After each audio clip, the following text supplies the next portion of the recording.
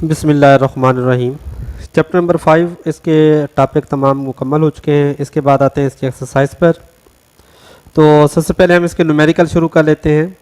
इसका first numerical है, इसके स्टेटमेंट पढ़ते हैं। कहते हैं कि find the gravitational force of attraction between two spheres each mass of 1000 kilogram. The distance between the centres of the sphere is 0.5 metre है।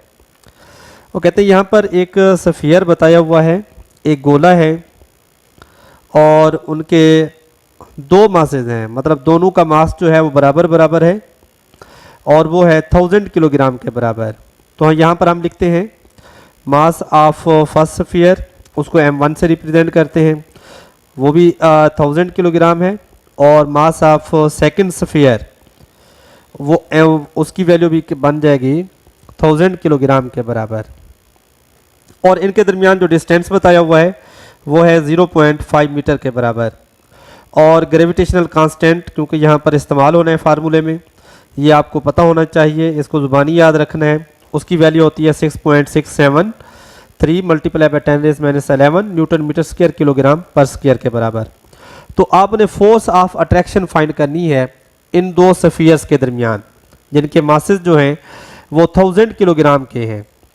तो हम लॉ ऑफ ग्रेविटेशन को इस्तेमाल करते हैं। लॉ ऑफ ग्रेविटेशन के मुताबिक फार्मूला होता है F is equal to capital G m1 m2 over d square आ जाएगा। इसके बाद इसमें वैल्यू पुट करते हैं। सबसे पहले G ये ऊपर वाली रकम के साथ मल्टीप्लाई होगा तो इसको ओवर से ऊपर लिख लेते हैं, तो ये बन जाएगा 6.673 मल्टीप्लाई बाय 10⁻11 m1 और m2 की वैल्यू लिख देंगे। उसके बाद d का स्क्वायर है तो d की वैल्यू हमें पता है वो है 0.5, तो 0.5 का भी स्क्वायर ले लेंगे। नेक्स्ट स्टेप में आपने इन 1000 और 1000 को 10 की पावर में लेकर आना है, तो 3 0 इसकी है, 3 0 इसकी बन जाएंगी, तो ये बन जाएगा 10⁻6 बन जाएगा। अब इन दोनों को मल्टीप्लाई करेंगे तो ये बन जाएगा 26.692 मल्टीप्लाई बाय 10⁻6 आ जाएगा। एक स्टेप दरमियान में स्किप किया हुआ है, यहाँ से मैं आपको बता देता हूँ। और इसके बाद 10⁻11 आपने लिख लेना है। अब इसको साइंटिफिक नोटेशन में लेकर आएंगे, पॉइंट को यहाँ शिफ्ट करेंगे तो 2.6692 10⁻1 बन जाएगा और 10⁻6 पहले से मौजूद था, तो इन दोनों को ऐड कर लेंगे तो टोटल पावर बन जाएगी 10⁻7 आ जाएगा। अब बेस सेम हो तो पावर आपस में प्लस या माइनस हो जाते हैं। 11 में से 7 को सब्ट्रैक्ट करोगे तो ये माइनस का 4 आ जाएगा। इसी तरीके से फोर्स ऑफ जो अट्रैक्शन है इन दो स्फीयर्स के दरमियान वो बन जाएगी 2.67 मल्टीप्लाई बाय 10⁻4 न्यूटन के बराबर। इसके बाद आते हैं नेक्स्ट न्यूमेरिकल पर। कहते हैं gravitational force between two identical lead sphere. Identical मतलब सेम। फोर्स ऑफ जो ग्रेविटेशनल फोर्स है उन्होंने पहले से बता दिया है कि जिस तरीके से आपने फर्स्ट न्यूमेरिकल में पढ़ा कि सेम उनके मासेस थे 1000, यहाँ पर भी दो आइडेंटिकल है, हम फर्ज कर लेते हैं, और उनके दरमियान फोर्स ऑफ ग्रेविटेशन जो है वो है 0.006673 न्यूटन के बराबर। Find there masses. अब इनके मासेस फाइंड करें कि वो किसके बराबर आएंगे। यहाँ पर सबसे पहले हम फोर्स ऑफ ग्रेविटी या ग्रेविटेशनल फोर्स की वैल्यू लिखते हैं, वो है 6.673 मल्टीप्लाई बाय 10⁻³ न्यूटन के बराबर। और इनके दरमियान जो डिस्टेंस है d से रिप्रेजेंट करते हैं वो 1 मीटर का है। अब क्योंकि हमारे पास जो मासेस हैं वो आइडेंटिकल हैं, अब इनको अलग अलग नाम देने की बजाय आप m1 को भी m का नाम दे सकते हैं और m2 को भी m का नाम दे सकते हैं, क्योंकि ये आइडेंटिकल हैं। यानी कि आप देख सकते हैं कि m is equal to m1 is equal to m2 आ जाएगा। यहाँ पर लॉ ऑफ ग्रेविटेशन आपने अगेन लगाना है, थोड़ी सी आपने रिप्लेसमेंट करनी है इसके अंदर कि m1 और m2 की जगह पर आपने इसको चेंज करना है थोड़ा सा।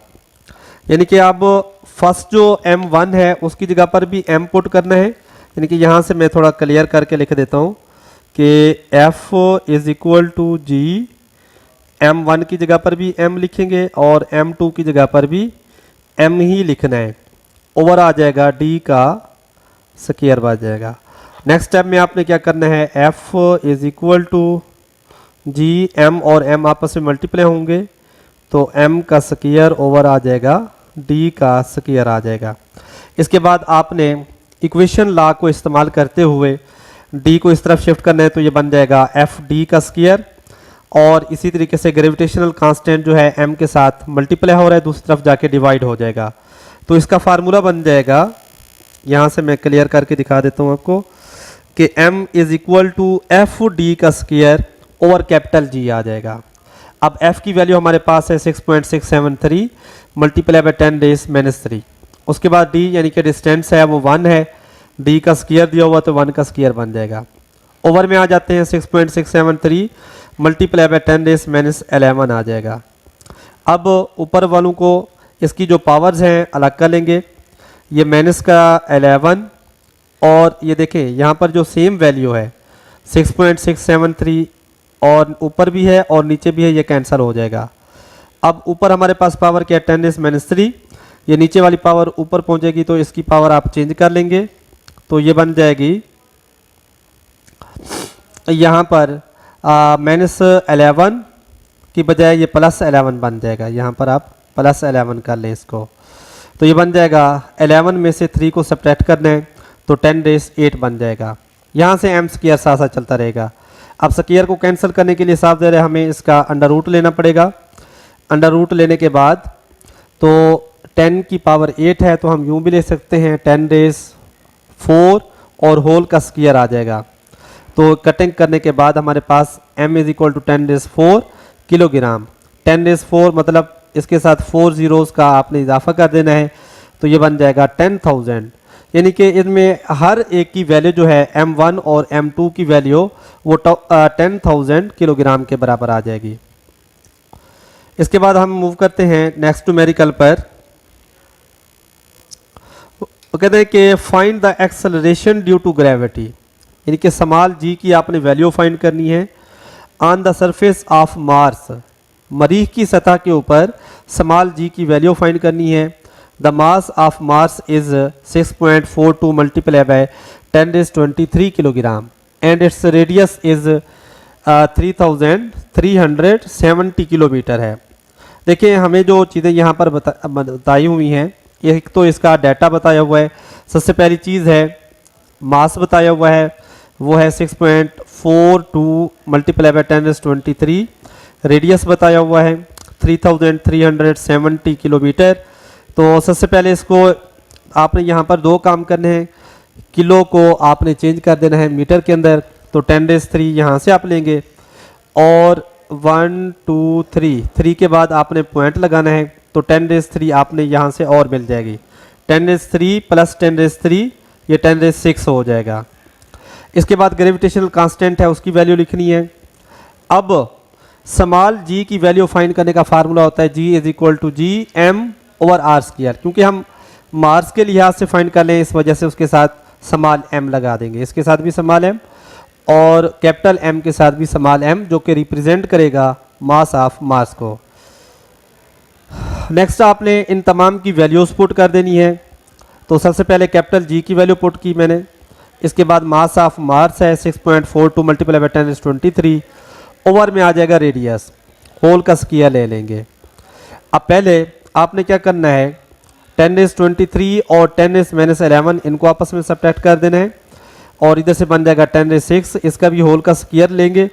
होल का स्क्वायर लेने के बाद आप इसकी कटिंग करेंगे तो हमें आंसर मिल जाएगा 3.772 और इधर से आपने पावर को अलग कर लेना है। तो यहाँ पर देखें 10 प्लस का 23 माइनस का 12 माइनस का 11, यानी कि माइनस का 23 और प्लस का 23, ये कटिंग करने के बाद तमाम पावर्स कैंसिल हो जाएंगी तो g की वैल्यू हमें मिल जाएगी 3.772 मीटर पर सेकंड स्क्वायर के बराबर। तो आज का लेक्चर हम यहाँ पर इख्तिताम करते हैं इसका। आई होप अच्छे तरीके से समझ आ गया होगा। इसके हवाले से कोई भी क्वेश्चन हो तो आप ज़रूर पूछ सकते हैं। शुक्रिया।